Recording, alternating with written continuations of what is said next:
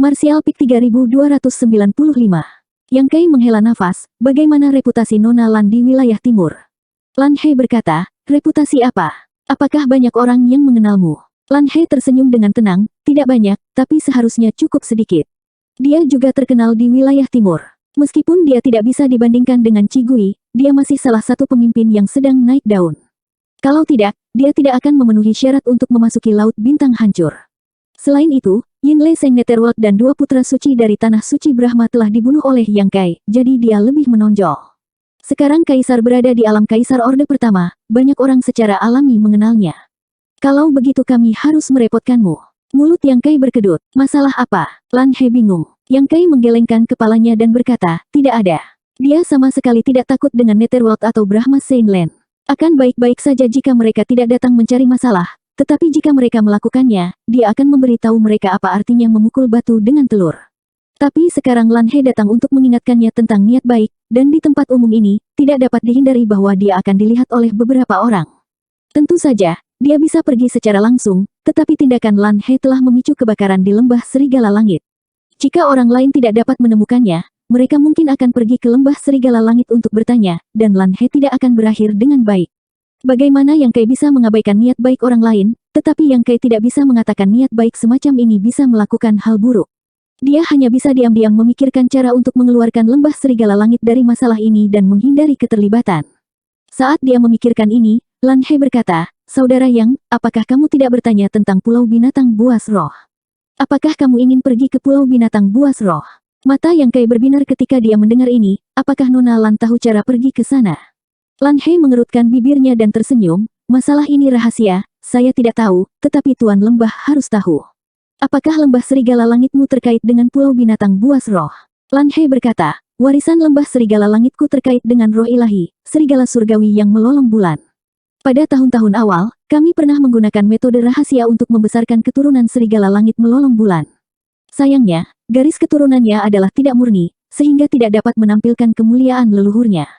Pulau Binatang Roh entah bagaimana menerima berita itu dan mengirim utusan pencari binatang untuk meminta keturunan serigala surgawi melolong bulan. Selanjutnya, utusan pencari binatang tertinggal tanda untuk memberitahu Lembah Serigala Langit saya bahwa jika ada kesulitan yang tidak dapat kami atasi, kami dapat membawa tanda itu ke Pulau Binatang Roh Laut Timur untuk mencari bantuan. Kenang-kenangan, Yang Kai berseri-seri dengan gembira saat dia mendengarkan. Itu benar-benar kasus bepergian jauh dan luas untuk mencari sesuatu, hanya untuk menemukannya secara kebetulan. Dia telah bertanya-tanya bagaimana cara menuju ke Pulau Binatang Roh selama ini, tetapi dia tidak berharap untuk mendapatkan beberapa informasi dari Lan He. Yang disebut utusan pencari binatang yang dia bicarakan, Yang Kai menganggap bahwa itu mirip dengan Penatua Tao, yang dia temui di Sekte Langit Penuh sebelumnya. Utusan pencari binatang diperintahkan untuk mencari semua jenis binatang aneh di luar dan membawa mereka kembali ke Pulau Binatang Roh untuk dipelihara. Bahkan jika ada masalah dengan keturunan Moon Howling Heavenly Wolf, itu sudah cukup untuk diterima oleh Spirit Beast Island. Bahkan jika Lembah Serigala Langit tidak bisa memeliharanya, itu tidak berarti bahwa Pulau Binatang Buas Roh tidak bisa. Namun, Pulau Roh Binatang jelas tidak mau mengambil barang orang lain secara gratis, jadi utusan pencari binatang meninggalkan token sebagai kompensasi. Bagi Skywolf Valley, token dari Spirit Beast Island ini mungkin adalah fondasi yang paling kuat. Dengan tanda ini, bahkan 3 kekuatan teratas di wilayah timur tidak akan berani mengganggu mereka dengan santai. Kalau tidak, Pulau Binatang Roh akan terlibat. Baik itu Brahma Saint Land atau Netherworld, mereka tidak akan mampu menanggung konsekuensinya.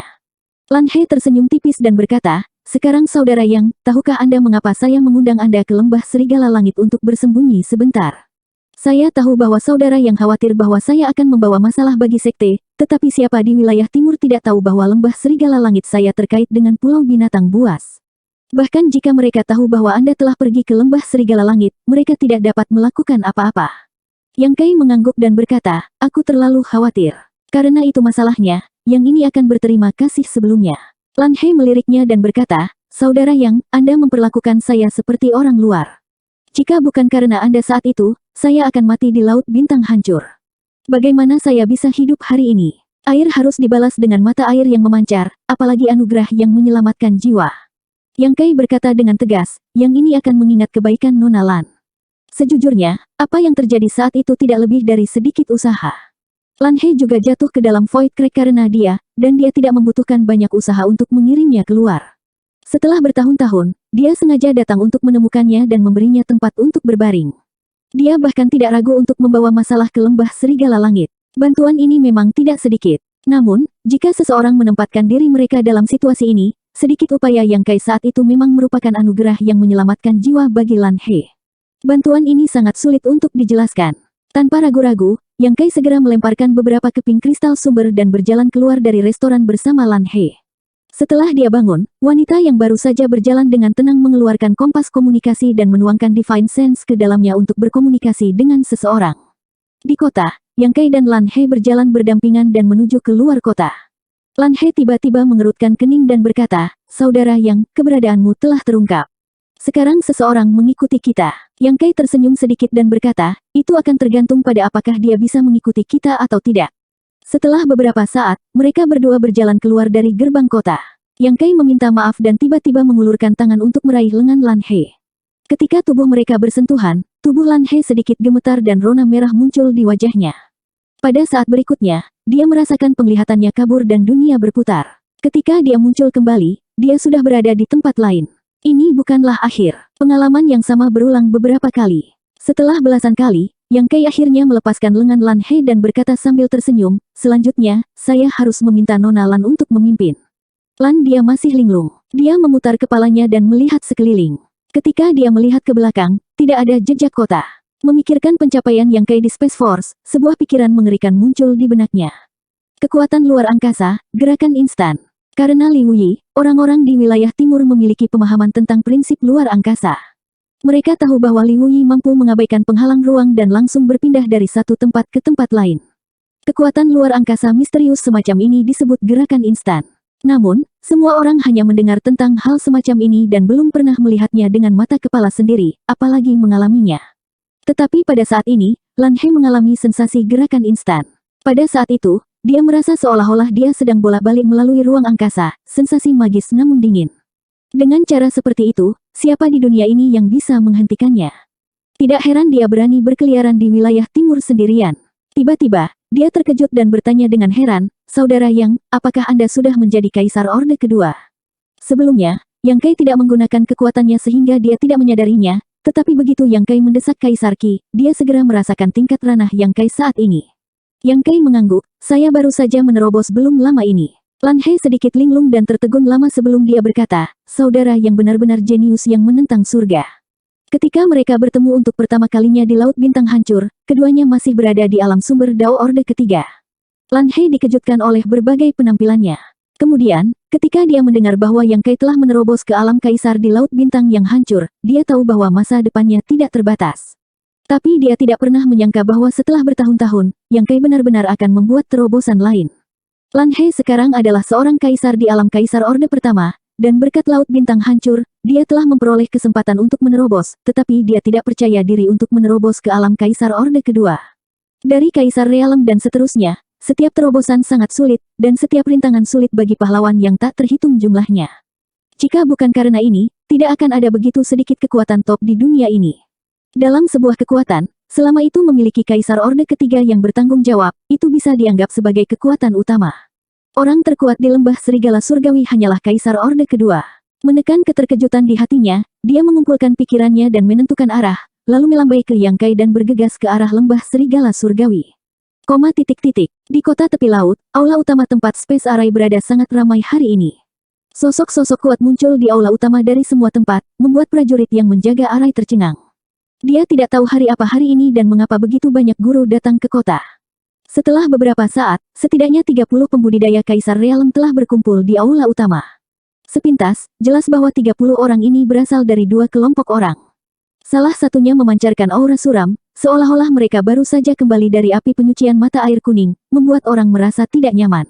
Kelompok lain lebih normal, tetapi mereka penuh dengan niat membunuh, menyebabkan suasana di aula utama menjadi sangat menindas.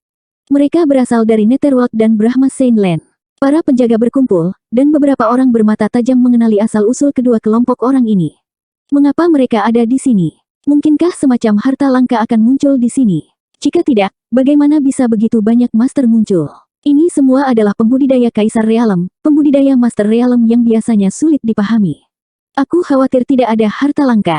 Sepertinya mereka ada di sini untuk membunuh. Bunuh. Orang macam apa yang akan mereka kirimi begitu banyak pembudidaya Kaisar Realem untuk dibunuh? Siapa yang berani memprovokasi mereka? Bagaimana saya bisa tahu? Sudahkah Anda memberitahu para pembudidaya alam Master Kota tentang ini? Ya, para pembudidaya alam Master Kota sedang dalam perjalanan ke sini. Master Kota dari kota ini hanyalah seorang kultivator Realem Kaisar Realem Orde Pertama. Tiba-tiba, begitu banyak orang kuat datang, dan mereka berasal dari dua kekuatan teratas. Sebagai Master Kota, dia secara alami harus datang dan menanyakannya. Setelah berita itu menyebar, seorang lelaki tua pendek dan gemuk masuk dengan keringat dingin di dahinya. Setelah melihat sekeliling, kakinya menjadi lemah dan dia hampir pingsan. Ketika dia menerima berita barusan, dia tidak percaya. Lagi pula, tidak ada yang layak diperhatikan di kotanya. Bagaimana itu bisa menarik sekelompok pembudidaya Kaisar Realem dari Netherworld dan Brahma Saintland? Sekarang dia melihatnya, setidaknya ada 30 hingga 40 pembudidaya Kaisar Realem yang hadir. Apalagi aura dua orang yang memimpin begitu kuat sehingga dia tidak berani menatap langsung ke arah mereka. Master Kota memiliki beberapa tebakan tentang siapa kedua orang itu. Yang satu pastilah Master Sekte dari Netherworld, Fubo, dan yang lainnya adalah Saint Lord dari Brahma Saintland, Su Changfeng. Keduanya adalah tokoh terkenal di seluruh wilayah timur.